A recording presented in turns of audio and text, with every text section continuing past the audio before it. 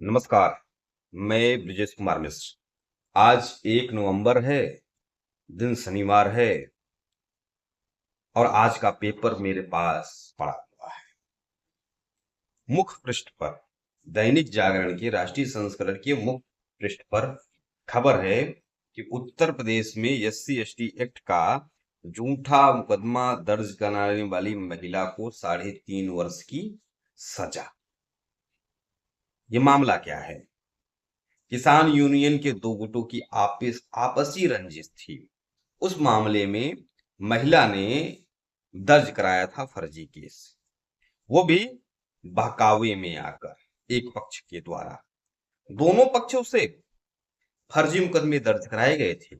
एक ओर से दहेज का फर्जी मुकदमा दर्ज कराया गया था। ये है हमारे देश की न्यायिक व्यवस्था, न्यायिक प्रणाली। कुछ लोग कहेंगे न्याय तो मिल गया, 3 वर्ष की सजा तो मिल गई। यह मामला 2019 से चल रहा था।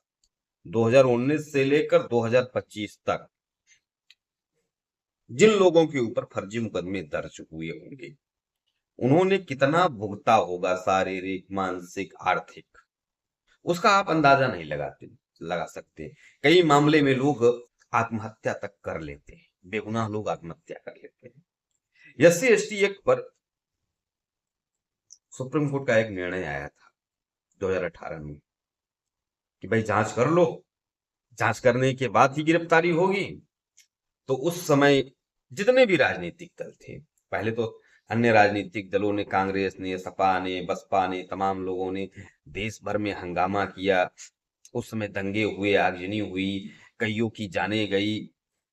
फिर दबाव में आकर मौजूदा नरेंद्र मोदी सरकार ने कहा कि नहीं नहीं, एससी एसटी एक्ट में तो तुरंत गिरफ्तारी होनी चाहिए। हम जो सुप्रीम कोर्ट ने जो भी परिवर्तन किए थे, एससी एसटी एक्ट खत्म नहीं हुआ था, लेकिन हमारे देश के राजनीतिक दलों ने इतना माहौल बना दिया कि एससी एसटी एक्ट खत्म, आरक्षण भी खत्म। और उन झूठ बोलने वाले नेताओं को, जिन नेताओं ने झूठ बोलकर दंगे भड़काए थे, उन पर एक भी कार्रवाई नहीं हुई थी। अगर मैं कोई आज यहां पर झूठ बोल दूं, अगले दिन मुझे हमारे देश की जो न्यायिक प्रक्रिया है, पुलिसिया व्यवस्था है, उठा ले जाएगी। लेकिन इस देश में नेताओं को झूठ बोलकर आग लगाने का, हिंसा कराने का, दंगा कराने का खुला छूट है। वो कुछ भी बोल सकते हैं। वही बोला गया था 2018 में। उसके बाद अब मोदी सरकार, जो नरेंद्र मोदी सरकार है, तथाकथित सवर्ण जो हैं, लिखते हैं मोदी का परिवार, उन लोगों, उस सरकार ने कहा कि हमने तो एससी एसटी एक्ट को और मजबूत किया है। एक मत से सुप्रीम कोर्ट के उस निर्णय को पलटकर संविधान संशोधन किया गया और उस मामले में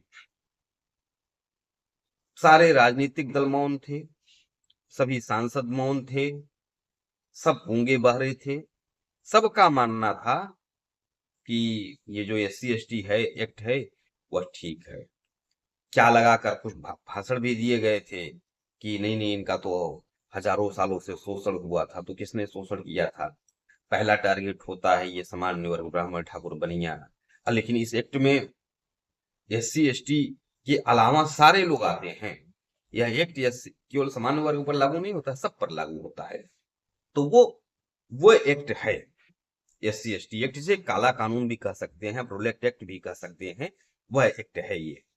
उस एक्ट के मामले में अब निर्णय आया है। जो कोर्ट, विशेष न्यायाधीश विवेकानंद शरण त्रिपाठी थे एससी एसटी एक्ट के, उन्होंने इस मामले में, निर्णय ऐसे लखनऊ से आते रहते हैं, विवेकानंद शरण त्रिपाठी का नाम अक्सर सुनने को मिलता है। कुछ लोग कहेंगे ये मनुवादी है, ब्राह्मणवादी है, इसलिए ऐसा कह रहा है। लेकिन इस मामले में महिला ने स्वयं स्वीकार किया है कि ये झूठा मुकदमा, बहकावे में आकर हमने एससी एसटी एक्ट दर्ज करवाया था। इस मामले में उस महिला को 3.5 वर्ष की सजा दी जाएगी। मेरा स्पष्ट मत है ये सजा कम है, मात्र 3.5 वर्ष नहीं होनी चाहिए। एससी एसटी एक्ट में जो सजा है उससे 2 गुना कम से कम तो दंड होना ही चाहिए। उसके अलावा उस परिवार ने पिछले 6 वर्षों में जो भुगता, शारीरिक रूप से, मानसिक रूप से, आर्थिक रूप से, सामाजिक रूप से, उसकी भी भरपाई सरकार करे, न्यायपालिका करे, और ये जिसने फर्जी एक्ट दर्ज कराया है इसने करे। मुआवजा की राशि जितना SC ST एक्ट में है उसका तो 2 से 3 गुना अधिक उस व्यक्ति को दिया जाना चाहिए जिसने कोई अपराध ही नहीं किया, उसके बावजूद भी वो 6 वर्षों तक अपने आप को बेगुनाह साबित करने के लिए कोर्ट में लड़ता रहा। उसकी जिम्मेदारी कौन लेगा? किसकी रिस्पॉन्सिबिलिटी है मोदी जी? भाई तो फिर हम आज जो ये आम वर्ग है वो न्यायपालिका का और कानून का विश्वास क्यों करे? हमारे साथ तो अत्याचार हो गया ना 6 वर्षों तक। विष्णु तिवारी का मामला है, 20 वर्षों तक जेल रहे।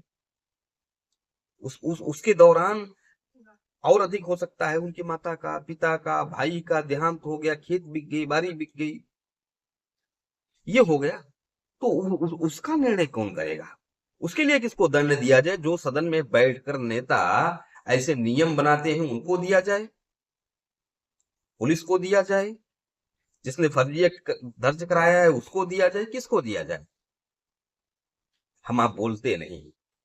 अब खैर इस मामले में जज महोदय ने कहा है कि अदालत ने कहा राहत राशि तब दी जाए जब आरोप पत्र दाखिल हो जाए, तभी, अन्यथा इस प्रकार के मामले बढ़ते ही जाएंगे। पीछे हमने सुना था एक अलीगढ़ से घटना आई थी, चंद्रावती जी थी, उन्होंने 46 लाख रुपए SC ST एक्ट के मुकदमे, फर्जी मुकदमे दर्ज कराकर कमाए थे। वो दिखाई नहीं पड़ रहा था हमारे पुलिस को, वो कानून व्यवस्था को दिखाई नहीं पड़ रहा था कि भैया ये कितने SC ST एक्ट इसने 46 लाख रुपए ले लिए। तो उस जो 46 लाख रुपए लिए उसमें सिर्फ चंद्रावती ने नहीं लिया, उसमें हिस्सा दलालों का होगा, थाने के दलालों का होगा, दरोगा का होगा, सिपाही का होगा, तमाम लोगों ने मिलकर लूट मचा रखा है। तो ये ब्लैकमेलिंग का, किसका? ब्लैकमेलिंग का धंधा है। उसके बावजूद भी हम इसका विरोध नहीं कर रहे हैं। सामान्य वर्ग इसके खिलाफ सड़क पर नहीं उतर रहा है। इस एक्ट के खिलाफ सामान्य वर्ग ही नहीं, जिसके जिसके ऊपर लागू होता है उसको सड़क पर उतरना चाहिए।